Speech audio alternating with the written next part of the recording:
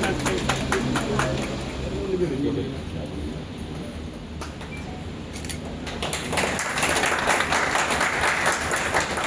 का 100वां सेंटर है pan India, तो हमारे लिए बहुत ही गर्व का मौका है। जम्मू में और ऐसे शहरों में हमारा सेंटर खोलने का केवल एक ही मतलब है कि हम हिंदुस्तान के हर कोने कोने में ये फर्टिलिटी की सर्विसेज प्रोवाइड करना चाहते हैं। आप सब जानते ही हैं कि जो इनफर्टिलिटी का प्रॉब्लम है इस देश में बढ़ता जा रहा है, और हमारा नोवा का एक ही मकसद है कि हम हर कोने में पहुंचे, हर शहर में पहुंचे और लोगों को ये सुविधा प्राप्त करा सकें। जितना पास हम उनके पहुंच सके हम पहुंचना चाहते हैं। Nova IVF Asia health care holdings का पार्ट है। हमारे जैसे मैंने बोला, हमारे 100 से अधिक सेंटर है। हम लोग हिंदुस्तान की फास्टेस्ट ग्रोइंग आईवीएफ चेन है। आज तक हमारे पूरी की पूरी प्रैक्टिस पिछले 10-11 साल से 12 साल से जब से हम ये कंपनी को चला रहे हैं, हम लोगों ने एथिक्स पे, ट्रांसपेरेंसी पे काम किया है, और इसी के बेसिस पे हम 92,000 से ज़्यादा लोगों को प्रेगनेंसी प्राप्त करा पाए हैं और अनगिनत लोगों को एक फैमिली पूरी करने की खुशी दे पाए हैं। इसी मकसद को रखते हुए हमारे जितने भी क्लिनिशियंस हैं, हमारे जितने भी एम्ब्रियोलॉजिस्ट हैं, सारे इंटरनेशनली ट्रेंड हैं, राइट। और हमारा मकसद यही रहता है कि हम हर कपल को, हर फैमिली को उनका अपना जेनेटिक बेबी दे पाए। तो सेल्फ साइकिल हमारे लिए बहुत जरूरी है। हम सेल्फ साइकिल बहुत प्रमोट करते हैं। इसी के साथ थोड़ा नॉर्थ इंडिया के बारे में बताते हुए, आज की डेट में अगर मैं इंडिया की बात करूं तो हमारे 50%, लगभग 50% सेंटर जो है वो टियर 2 और टियर 3 शहरों में है।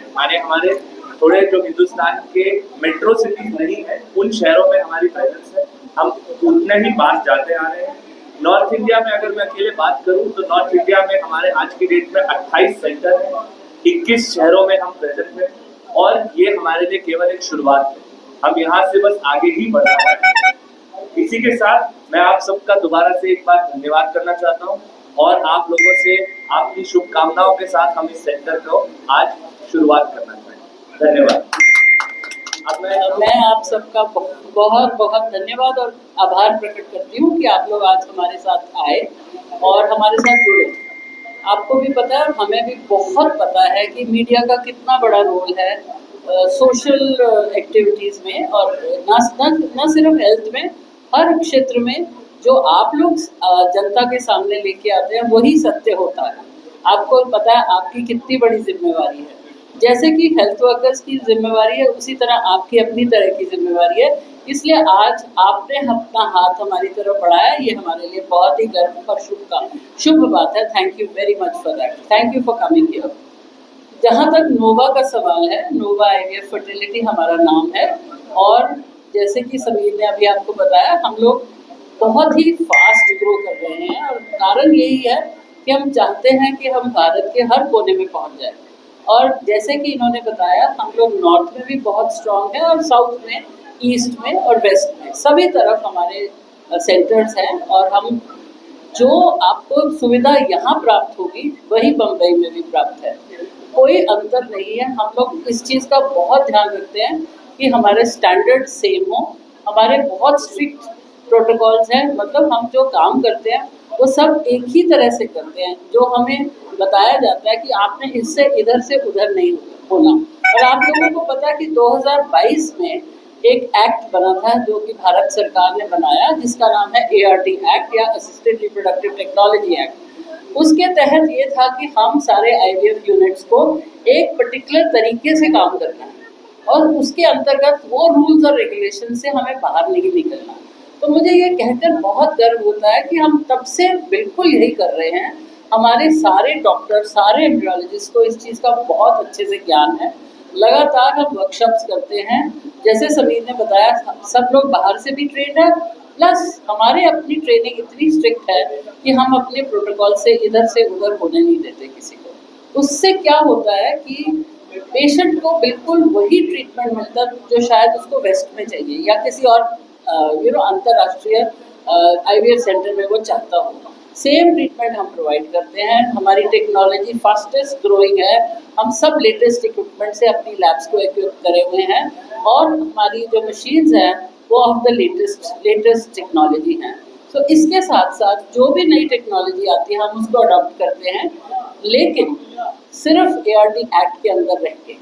आपको ये ज्ञात है कि कुछ चीज़ें हैं जो हमें मना है, उनके उनके ऊपर हमारी बहुत स्ट्रिक्ट विजिलेंस रहती है कि हमारा कोई भी एम्प्लॉय अपनी अपनी सेवाओं में वो कोई चीज़ ना करे जिससे कि हमारे क्वालिटी पे, हमारे नाम पे, किसी चीज़ पे भी कोई शंका उठे। सो इस चीज़ को लेते हुए मुझे बहुत I feel very proud to say कि हम इतने साल से जो कर रहे हैं, we have had nothing, no problems at all in any sphere anywhere. और आपके साथ, आप लोगों का हमेशा हमारे साथ सहयोग रहा है।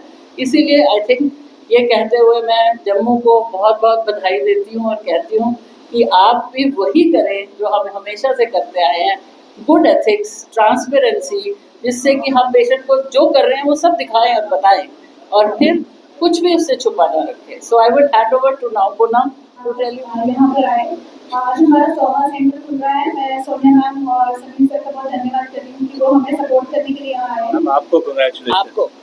आपको थैंक यू। तो मैं थोड़ा सा जम्मू में जो कॉजेज इनफर्टिलिटी के हैं, जो कॉमन प्रॉब्लम्स हम लोग फेस कर रहे हैं, उसके बारे में बताना चाह रही हूँ। As a female infertility specialist यहाँ पर मैंने लोगों को बहुत सारी चुनौतियों का सामना करते हुए देखा है कि जैसे बहुत डिलेड कंसल्टेशन लोग लेते हैं इनफर्टिलिटी के लिए, या फिर बहुत सारे मिथ्स हैं इनफर्टिलिटी को लेकर, इसलिए वो इनफर्टिलिटी कंसल्टेंट के पास बहुत लेट पहुँचते हैं। इनफर्टिलिटी के बहुत सारे कारण होते हैं, उसको हम दो चीज़ों में डिवाइड कर सकते हैं कि रिस्क फैक्टर्स क्या हैं और उसके कारण क्या हैं। रिस्क फैक्टर्स में आज के टाइम में बढ़ती हुई उम्र जो है एक सबसे मेन रिस्क फैक्टर है। उसके अलावा मोटापा जो बढ़ रहा है, या हम जंक फूड ले रहे हैं, प्रोसेस्ड फूड ले रहे हैं, तो वो एक काफ़ी बड़ा रिस्क फैक्टर है। इसके बाद अगर हम कारणों पे आते हैं, तो कारणों में फीमेल्स में कारण है PCOS है, एंडोमेट्रियोसिस है, ट्यूबल ब्लॉक है, और मेल्स में स्पर्म का कम होना या उसमें स्पर्म का चलना फिरना कम, जिसको मोटिलिटी कम कहते हैं, ये मेन कारण है इनफर्टिलिटी के। तो अगर इससे कोई भी ग्रस्त है तो उसको सबसे पहले इनफर्टिलिटी स्पेशलिस्ट के पास आना चाहिए जल्दी इलाज करने के लिए। उम्र के साथ जो मेन एक फैक्टर है जिसको मैं हाईलाइट करना चाह रही हूँ, बढ़ती उम्र में फीमेल के एग्स पे बहुत ज़्यादा इफेक्ट पड़ता है। तो उससे जो है ट्रीटमेंट तो डिले वो कर रहे हैं, उससे बच्चा होने में देरी होती है, और हमें भी ट्रीटमेंट में इश्यूज आते हैं कि उनको हम अपने एग से प्रेगनेंसी देने में या स्पर्म से प्रेगनेंसी देने में मुश्किल आती है, जिससे उनकी फर्टिलिटी जर्नी जो है वो लंबी हो जाती है। नोवा IVF में हम लोग सेल्फ साइकिल को प्रमोट कर रहे हैं कि हम पेशेंट को उनके ही अंडे और उनके ही स्पर्म से प्रेगनेंसी देने की, उनको पेरेंट्स बनाने की कोशिश करते हैं।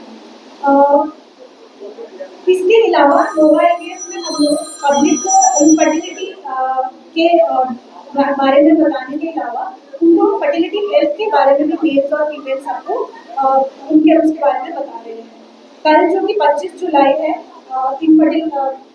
कल वर्ल्ड IVF डे है। इस दिन हम ये बोलना चाह रहे हैं कि sorry, thank you so much. कितने का है उसका कोई एक सिंगल वर्ड आंसर नहीं हो सकता, क्योंकि जो पेशेंट आएगा उनकी उनकी इनफर्टिलिटी की दिक्कत क्या है, उसके साथ उनको कितनी दवाई लग सकती है, उनको ट्रीटमेंट एक्चुअली क्या चाहिए, क्या उससे पहले कोई सर्जरी की जरूरत है कि नहीं है, या कोई और ट्रीटमेंट की जरूरत है, उसके बेसिस पे ही आप अंदाजा लगा सकते हैं कि उनका कितना खर्च है। बट अगर आप अंदाजन कहें तो 1.5 से 2 लाख रुपए के अंदर ट्रीटमेंट होता है, बट वो वेरी कर सकता है। ये नहीं कहूँगा कि उतने के अंदर ही होगा, क्योंकि वो हर पेशेंट के ऊपर डिपेंड करता है कि उनको किस तरह की नीड है। जब आप देखिए मैडम, आपने बहुत सही बोला।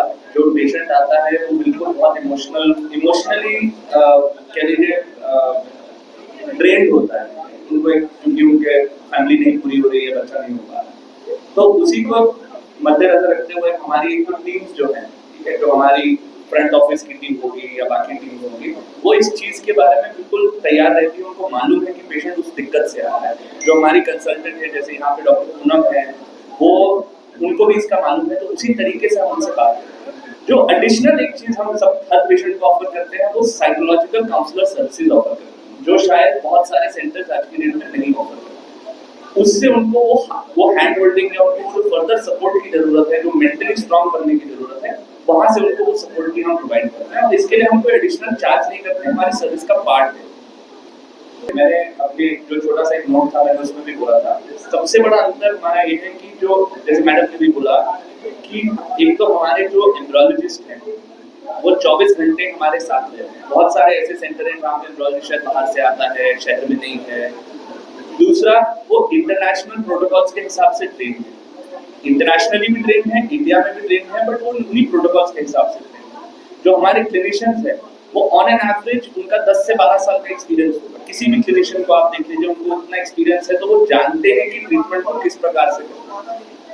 इक्विपमेंट हम कभी भी उस पर कॉर्नर्स नहीं कट करते। जो इस वक्त वर्ल्ड का बेस्ट इक्विपमेंट होगा उसको हम यहाँ पे लाने की कोशिश करते हैं। तो यही हमारे डिफरेंशिएटर है। इसी तरह से हम बेस्ट क्वालिटी ट्रीटमेंट प्रोवाइड करना चाहते हैं और जितना पास पेशेंट हो सके उतना पास करना। आपने पूछा और क्वालिटी आपने पूछी है, तो दोनों चीज़ें मिक्स्ड है।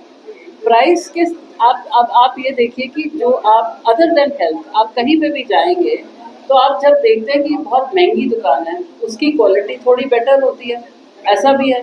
तो वो चीज़ को ध्यान रखिएगा कि जो भी सेंटर क्वालिटी प्रोवाइड कर रहा है नेचुरली वो उसके लिए थोड़ी सी ज़्यादा मेहनत तो कर ही रहा है ना। एक तो ये। दूसरी बात, सबसे बड़ी बात ये है कि जो आपको मैं ये सबको बताना चाहती हूँ कि जो गवर्नमेंट के सेंटर्स है ना वहाँ पे भी एक प्राइस है, इट्स नॉट फ्री, कहीं पे भी कुछ नहीं है। सो देयरफॉर आपको चाहिए कि वहाँ पे भी आप एक्सप्लोर करें कि वहाँ क्या हो रहा है, नॉट जस्ट प्राइवेट हॉस्पिटल। सो आपको फिर समझ आएगा what is the quality difference between us and the others.